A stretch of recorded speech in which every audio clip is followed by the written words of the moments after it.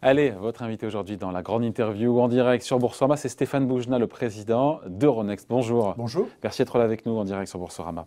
Bon, vous me confirmez, là c'est vrai que les volumes de transactions ont explosé là, sur Euronext là, depuis le début de l'année avec la crise. Il y a deux choses dont on peut parler. C'est effectivement les volumes de transactions, la volatilité qui a été très importante au mois de mars, au mois d'avril, qui a tenu. On a observé un petit flottement, un petit tassement début mai, et puis à nouveau là des volumes très importants. C'est tout simplement le reflet du news flow très massif autour de cette crise. Il y a des bonnes nouvelles, il y a des mauvaises nouvelles tous les jours, il y a des nouvelles très différenciées par secteur. Et ça crée une rotation d'actifs, il y a une participation des particuliers.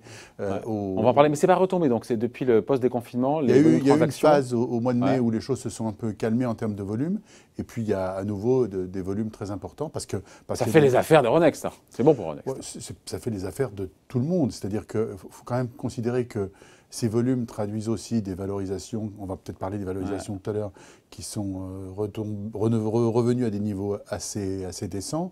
Et les volumes d'émissions obligataires n'ont jamais été aussi importants.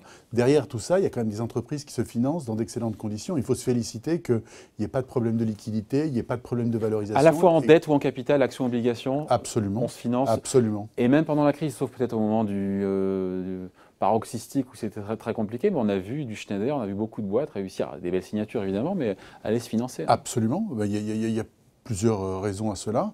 La principale évidemment a été l'ampleur des stimulus monétaires, des injections monétaires des banques centrales qui sont descendues en capacité de financement très considérable, d'abord dans les produits de dette, mais également le fait que les investisseurs cherchaient du rendement, une allocation de leurs actifs, et on trouvait que quand on rentre dans le détail, il y a une très grande différenciation dans les perspectives de génération de cash flow et de profitabilité des entreprises. Cette crise n'est pas horizontale, cette crise est très différenciée. Certains secteurs souffrent et souffrent beaucoup, d'autres souffrent peu et même vont bien. Alors ceux qui vont mieux, on le sait, mais on peut le rappeler. Non, mais ceux qui vont mieux, ceux qui vont mal. Les secteurs qui s'en sortent le mieux, et là encore, on peut faire référence aux indices boursiers. Hier, le Nasdaq était à son plus haut historique. Je crois que l'autre plus haut historique, ça date du 10 juin. C'est pas dingo de voir un Nasdaq à 10 000 points, 10% de hausse sur le Nasdaq 100 depuis le début de l'année, au moins, comme s'il n'y avait pas eu de crise, comme si... vous m'avez coupé la parole, donc j'essayais de dire quelque chose en faisant référence au Nasdaq, puisque vous m'avez posé une question sur les secteurs. La progression historique du Nasdaq est liée au fait que les valeurs sous-jacentes technologiques sont extrêmement prisé par les investisseurs, car ce que cette crise révèle, c'est une accélération de la digitalisation de la planète dont vont bénéficier les opérateurs qui ont déjà des positions fortes ou dominantes dans ce domaine. Oui, mais avec des PER qui sont parfois 40-50, avec des PER qui sont complètement dingues. Oui, mais c'est au Nasdaq qu'elles sont cotées, donc c'est une indication de l'appétit qu'ont les investisseurs pour ces valeurs aujourd'hui. Donc vous me posiez la question sur les secteurs. Donc là, c'est un secteur qui va bien. Un autre secteur qui va plutôt bien, c'est le secteur de la santé, qu'il s'agisse d'équipements, ou de pharmacie, de produits pharmaceutiques, de drugs, comme on dit en anglais, donc de médicaments en français. Et là, tous les pays qui ont des indices très pondérés en chimie pharmaceutique ont des indices qui vont plutôt bien.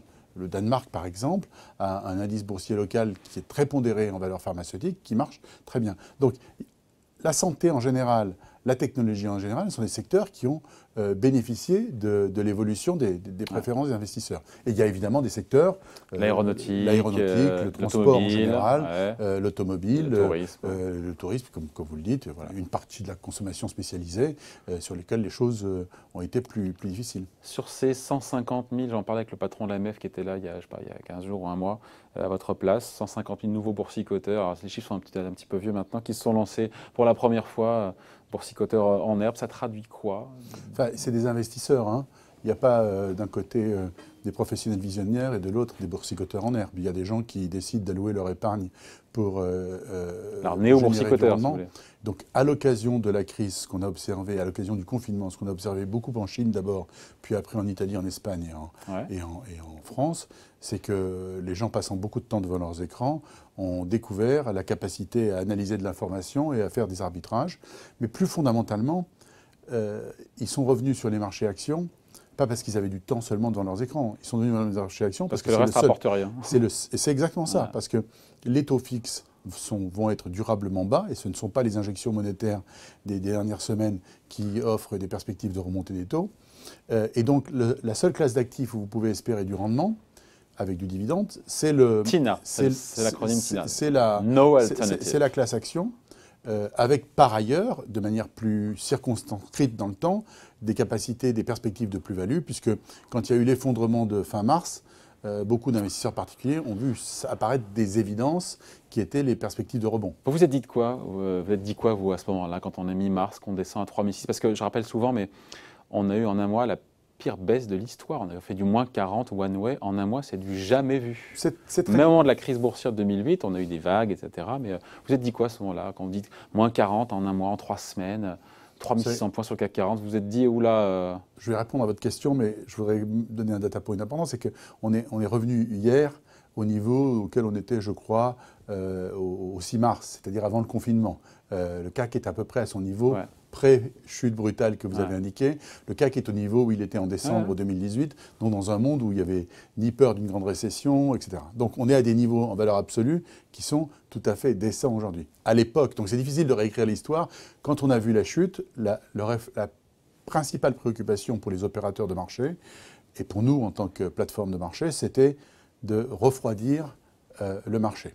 C'était de créer des conditions qui permettaient aux investisseurs d'analyser les flux d'informations de manière paisible. Donc on a étendu les coupes-circuits pour permettre d'éviter une situation où tout le monde vend tout le temps dans le même sens. C'est pour ça que quand on a été consulté par l'AMF qui nous a demandé s'il fallait interdire les ventes à découvert, nous avons considéré que ça faisait partie des mesures pertinentes pour éviter d'autres mesures procycliques et qu'elles s'étaient donc adaptées. Et donc, à cette période-là, la préoccupation principale, c'est qu'il fallait refroidir le marché. Est-ce qu'on savait à quelle vitesse ça allait remonter? Bien sûr que non. Mais ce qui est apparu assez vite, je crois, et ce qui est très important, c'est la différenciation par secteur. Ce qui est apparu assez vite, c'est qu'il y avait tous les jours, et il continue à y avoir tous les jours, du news flow, des nouvelles, des informations négatives, la diffusion de la pandémie dans certaines géographies, la sortie très différenciée du confinement dans certaines géographies, et puis le fait que, par exemple, des pays émergents pourraient être affectés de manière très significative, et puis des flux d'informations positifs, l'importance des plans de relance, l'importance des stimulus monétaires. Le rebond des ventes de détail, des ventes de détail aux États-Unis au mois de mai. Exactement, exactement. Les choses ne sont pas écrites, et ce que démontre cette crise, à la différence de la crise précédente avec ses effets de souffle sur la liquidité par exemple en 2008-2009, c'est qu'il y a une très grande différenciation et donc une très grande opportunité d'arbitrage entre les actifs. Ouais. Après, encore une fois, vous me disiez valorisation décente, vous trouvez, du CAC 40. Pour certains, ces valos posent problème. J'avais Patrick Artus qui me disait que hier, à votre place, vous connaissez Patrick Artus, il me disait le PER à un an du CAC 40, je ne sais plus, c'est 22. Quoi. Je veux dire, c'est quand même cher, quoi, vu les incertitudes économiques, sociales. Et il me disait d'ailleurs, et je vous laisse après, il me disait il va falloir s'habituer à cette décorrélation entre les fondamentaux économiques et les marchés financiers. Et c'est ce que le commun des mortels, en disant mais attends, on parle de crise énorme, etc. Et on voit le CAC 40 qui est à 5000 points. Il ne faut pas faire dire au prix plus de choses qu'il n'inclut. Les prix, c'est la perception que des investisseurs ont à un certain moment de la capacité de rendement d'un actif par rapport aux autres actifs dont ils disposent dans un environnement de taux d'intérêt. Donc, c'est ça la réalité. Il faut toujours raisonner in concreto. In concreto, quand je dis décent, c'est décent par rapport à la dernière fois où on a vu ces chiffres. C'est quoi une dévalorisation décente? C'est des valorisations qui permettent aux entreprises de lever les ressources dont elles ont besoin. Décent parce qu'une entreprise peut lever de la dette, lever du capital, entrer en bourse. Chez Euronext, nous avons fait 2 IPO au cours des dernières semaines. Une très grosse IPO de 15 milliards de valorisation sur Euronext Amsterdam, une autre de 500 millions sur Euronext Oslo. Les marchés primaires se sont aussi réouverts pour des entreprises très particulières, bien sûr. Donc, il y a un niveau de valorisation, un appétit des investisseurs qui permet aux entreprises de se financer. C'est ça la bonne nouvelle, c'est ça qui est décent. Y a-t-il une décorrélation entre ce que disent les macroéconomistes qui nous annoncent une récession, par exemple en France, de moins 11%, et une reprise de plus 9 ou 10 en 2021, et la manière plus dont 9 ou 10, je ne sais pas où vous sortez ça. Non, mais l'INSEE est à plus 6, peut-être plus 6. En tout cas, on aimerait plus y a-t-il une décorrélation entre ce que disent les prévisionnistes et ce que pensent les investisseurs? Peut-être. Dans l'état actuel des choses, est-ce que le sens dans lequel est cette décorrélation est-il une mauvaise nouvelle ou une bonne nouvelle? C'est plutôt une bonne nouvelle parce que ça permet aux entreprises de se financer. Est-ce que ça veut dire que l'action des banques centrales et des gouvernements, cette fois-ci parce qu'elle a été massive, rapide et efficace, produit ses effets? Et ça, c'est très bien. Certains disent, donc ce qu'il faut comprendre en creux, Stéphane Boujna, c'est que si les marchés, les indices boursiers en sont là, c'est parce que c'est open bar monétaire de la part des banques centrales. On ne peut pas dire que les banques centrales entre 2007, 2008, 2009, 2010 ont été frileuses, parcimonieuses et ont mis trop longtemps à injecter les liquidités nécessaires et ont fait peser sur l'Europe une crise de liquidité qui a posé des problèmes de financement des entreprises qui étaient très sérieux à cette époque-là, et dire aujourd'hui qu'elles injectent trop d'économies. C'est parce que ce qu'ont fait les banques centrales, c'est ce que les gouvernements ont fait avec le chômage partiel. On peut trouver que le chômage partiel a été un instrument généralisé, etc. Mais personne ne conteste le fait que ça a eu pour effet de maintenir en place l'appareil de production. 500 000 emplois voilà, en France. Mais je ne veux pas discuter du fond de ce sujet que je ne maîtrise pas bien. Par contre, s'agissant de l'injection des liquidités dans l'économie réelle, il est indiscutable que ça a permis d'effacer l'effet du confinement pendant plusieurs semaines et plusieurs mois, et de permettre aux investisseurs de se projeter dans un univers de reprise. Et c'est vrai que les prix, pour dire les choses simplement, les prix des actifs sur les marchés incluent l'hypothèse d'une crise en V avec une reprise forte en 21. C'est un pari. C'est la liste que font les marchés sur la base des informations dont ils disposent. Exactement. Les marchés on tire un trait sur 2020 et se dit sur 2021, ça va repartir en V, ça va repartir. C'est ce qu'il y a dans les prix aujourd'hui. C'est ce qu'il y a dans les prix aujourd'hui. Voilà. Mais encore une fois, les prix de manière différenciée. Encore une fois, secteur par secteur, entreprise par secteur, il y a des différenciations très fortes. Et puis, pour le reste, effectivement, si les prévisionnistes ont raison et que les marchés ont tort, eh bien, à un moment, les perspectives de croissance des entreprises ne seront pas celles qu'attendent les marchés et il y aura un ajustement. Si les prévisionnistes... Vous savez, il y a quelque chose qu'il faut avoir à l'esprit qui est très très important. Les économistes, M. Artus, etc., les prévisionnistes sont très forts pour interpréter le passé ou extrapoler le passé sur la base... Il y a des choses qui se sont passées en cette crise qu'on ne sait pas, notamment les choses qui ont été inventées, l'innovation, le caractère schumpeterien de création destructive des banques centrales. On parle des politiques monétaires. Non, je parle dans l'économie. On ne sait pas appréhender tout ce qui a pu se passer, toutes les boîtes qui vendent des choses de manière plus efficace et plus massive qu'elles ne le faisaient avant la crise. Tous ceux qui ont profité de la crise, on ne les voit pas nécessairement dans l'historique. Pour l'instant, on voit ceux qui souffrent. Il ne faut pas exclure que dans le scénario en V des marchés, il y a une intuition plus granulaire sur les perspectives de rebond des entreprises qui sont plus optimistes que ce que montrent les effets. Deuxième chose qui est très très important, c'est vrai que les marchés regardent plutôt les grosses entreprises, les entreprises moyennes et les entreprises cotées, et que les macroéconomistes regardent l'ensemble de l'appareil productif. Et donc, effectivement, les restaurants, les fleuristes, les gens qui ont des difficultés, etc., qui vont plomber le PIB ou qui vont avoir des difficultés à surmonter, ne sont pas appréhendés par les marchés financiers. Évidemment. Et donc, il y a un effet de composition des indices qui est très important et qui explique une partie de l'écart d'observation entre les marchés qui regardent les entreprises cotées et les macroéconomistes qui regardent l'ensemble de l'appareil productif. Ok, puisqu'on parle des secteurs, tiens, parlons du verre, parce que c'est plus qu'un secteur, vous me direz, le verre c'est une thématique, il y a le vent en poupe. Euronext lance donc un indice regroupant 80 valeurs européennes, enfin de la zone euro, il faut être précis, ayant les meilleures pratiques sociales et gouvernementales. Environnementales aussi, ce qu'on appelle l'ESG, Euronext ESG Large 80. C'était une demande des investisseurs d'avoir justement un benchmark, un indice de référence estampillé ESG. Et je me dis, mais il y en a déjà plein dans le monde, non? Plusieurs remarques. Ce n'est pas notre premier indice ESG. On avait un indice low carbone qui date de 2008, je crois, et qui marche très bien. Pas du tout, il n'est pas du tout obsolète. Et il a généré presque 1 milliard d'actifs under management qui sont principalement animés par la BNP. Et ça marche très bien. On a à peu près la moitié des indices qu'on a sortis en 2019 qui étaient des indices liés à de l'ESG. Il y a une demande mondiale, il y a une demande d'investisseurs. Pourquoi un nouveau? Pourquoi un de plus? Non, parce qu'il complète un besoin des investisseurs de s'adresser à un groupe de grandes entreprises européennes et pas seulement les indices nationaux, dans la zone euro en particulier, qui a des caractères d'homogénéité de fonctionnement de ces marchés qui sont très, très fortes.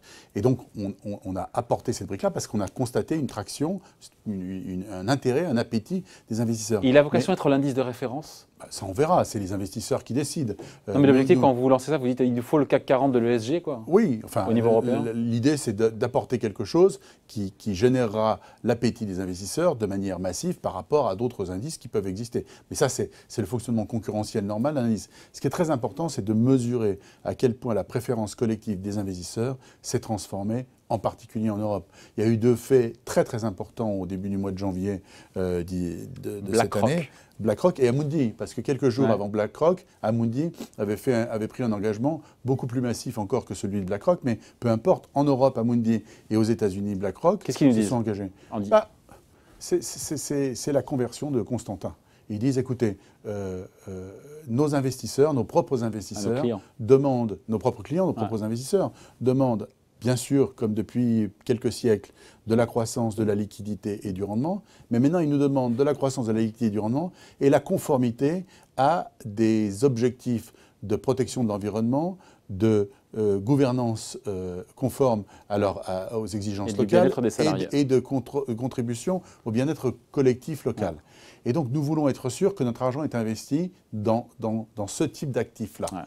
Et donc, c'est une demande très très présente qui est systématique. Pas des particuliers, des instituts. Non, les particuliers aussi. Vraiment les institutionnels ne sont que le reflet des préférences des particuliers, puisqu'il ne faut jamais oublier que l'essentiel de la gestion institutionnelle, c'est la gestion de la retraite de M. Smith il y a en Californie. Il n'y a qu'en France et dans quelques pays de retraite par répartition où on n'investit pas sa retraite dans les marchés. Mais dans l'essentiel du monde, ce sont des investisseurs institutionnels qui prennent en compte les préférences des associations de retraités ou des retraités et des caisses de retraite pour l'investir. Et donc, cette préférence, elle est généralisée, puissante et croissante, et donc, plus forte en Europe qu'aux États-Unis. C'est là où c'est intéressant, c'est qu'il y a une lame de fond qui s'accélère peut-être avec la crise sanitaire. C'est-à-dire qu'on a vu des volumes de collecte. Ça continue de collecter en gestion active, en gestion passive. L'ESG, la finance verte, durable, a continué de collecter. Vous me disiez encore plus en Europe qu'aux États-Unis. Bon, ils partent peut-être de plus haut aussi que nous. Il y a 2 choses qui sont passées. D'abord, la première, vous l'avez souligné très, très justement, c'est que alors qu'il y a eu une grosse décollecte pendant la crise, partout. Le segment dans lequel la collecte a été très positive et très rapide, c'est dans l'ESG. La deuxième chose, c'est une forme de décorrélation entre l'Europe et les États-Unis, parce que c'est vrai que l'essentiel des émetteurs, des entreprises qui s'engagent dans des démarches ESG très structurées, très durables, et parfois depuis de nombreuses années, c'est en Europe qu'elle se situe. Et l'endroit où les investisseurs sont le plus engagés, à l'exception de BlackRock, dont j'ai indiqué sur ces thématiques-là, c'est effectivement l'Europe. Aux États-Unis, il y a un débat. Il y a des gens qui disent, mais peut-être que la, entre guillemets, mode de l'ESG doit disparaître maintenant qu'on sort de crise et que le plus important, c'est de reconstruire notre appareil productif. En Europe, c'est rigoureusement l'inverse. La question, c'est quelles sont les contreparties vertes que nous allons mettre aux différents plans de relance. Donc je crois qu'il faut s'habituer à vivre dans un monde où il y a de nouvelles préférences collectives. C'est pour ça que c'est important que les Européens fabriquent ce nouveau langage comptable de l'ESG. C'est pour ça que c'est très important de construire des instruments européens pour que l'Europe ne soit pas qu'un consommateur d'ESG qui sera défini à dehors de l'Europe, mais soit un endroit où, puisque c'est l'Europe qui a inventé... Donc la partie n'est pas perdue. La partie n'est pas du tout perdue. C'est l'Europe qui a inventé le standard GSM dans les télécoms dans les années 90. C'est l'Europe qui a inventé GDPR, RGDP pour la protection des données personnelles. L'Europe peut construire un langage comptable nouveau qui va définir ce qui est vert et ce qui n'est pas. Qu'est-ce que, Stéphane Boujnah, vous répondez à ceux qui disent que cette thématique de ESG, c'est du gadget, c'est du pipeau, qui ne sont pas convaincus que ça va générer la performance dans le futur? Vous leur répondez quoi? De passer du bon temps dans leur maison de retraite. Ce que je veux dire par là, c'est qu'il faut être aveugle ou autiste pour ne pas observer la réalité des flux qui se portent sur ces nouvelles préférences, sans mesurer la pression qui s'exerce des différentes autorités publiques. Vous savez, on est passé d'un monde où ces préférences ESG étaient exprimées dans quelques assemblées générales, il y a 10 ans, par quelques ONG plus vocales que d'autres, à un monde où c'est devenu un standard de reporting. C'est maintenant un pourcentage du bonus d'un nombre croissant de responsables d'entreprise dépend des travaux qu'ils vont faire dans ce domaine. Donc ces choses-là non pas des par promesses, hasard. mais des actes, encore une fois. Mais ce sont des engagements très grands. Il y a tout un continuum qui se passe. Et vous savez, pourquoi je parlais de la conversion de Constantin quand je parlais de BlackRock, c'est que il y a une chose qui caractérise... Dont on a reproché le double discours de BlackRock sur le sujet. Non, mais il y a une chose qui est très spécifique, presque ontologiquement à la finance, c'est que c'est quelque chose qui diffuse très vite beaucoup d'informations très loin. Et donc c'est un moyen, entre guillemets, d'évangélisation des comportements qui est extrêmement rapide. Donc quand vous mettez la machine BlackRock et la machine Amundi au service des préférences collectives nouvelles, que sont les préoccupations de ESG, la diffusion peut aller extrêmement vite. Quand vous mettez chez les proxy advisors qui définissent la rémunération des dirigeants, le fait que tout le monde attend désormais qu'un certain pourcentage des bonus des dirigeants dépendent de la conformité à l'ESG, ça va très vite. Donc il se passe quelque chose qui est irréversible, puissant, qui va plus vite en Europe, je l'ai dit, qu'aux États-Unis, et qui crée une obligation pour les Européens de construire le cadre de ce nouveau langage comptable qu'est l'ESG. Nouveau cadre, on finit là-dessus. Travail, je pensais, on finit là-dessus parce que chez Euronext, 1500 salariés, je crois, c'est ça, dans le monde. Un peu moins, oui. Au top de la crise, 97%, j'ai lu, des salariés étaient en télétravail. Là, encore une fois, il n'y a pas de retour en arrière possible. Vous avez développé le télétravail chez Euronext. Alors, c'est quoi? Et on finit là-dessus. Deux choses. Ça a très bien marché quand tout le monde était en télétravail, nos clients, nos partenaires, et les chiffres extrêmes qu'on évoquait au début de cette conversation de volatilité, de volume, ont été absorbés grâce à une plateforme technologique extrêmement puissante, sans aucun incident. Qui a fait ses preuves, c'est l'occasion de la crash tester d'ailleurs. Oui. Enfin, de crash tester, en tout cas, le fait d'être à distance aussi. C'est un stress test où aucun régulateur n'est jamais venu nous dire, on vous demande de tester votre plateforme avec des volumes 5 ou 6 fois supérieurs à d'habitude et tout le monde à la maison. Ça, on ne l'avait pas imaginé. Et ça marche. Donc ça, c'est super. Moi, je souhaite que les gens reviennent au travail le plus vite possible parce qu'une entreprise, c'est une communauté humaine. Ce n'est pas que Zoom, Skype et Teams. Euronext ne sera jamais une cloud company, ne sera pas une coalition d'auto-entrepreneurs qui travaillent depuis leur salon, ni un consortium de consultants.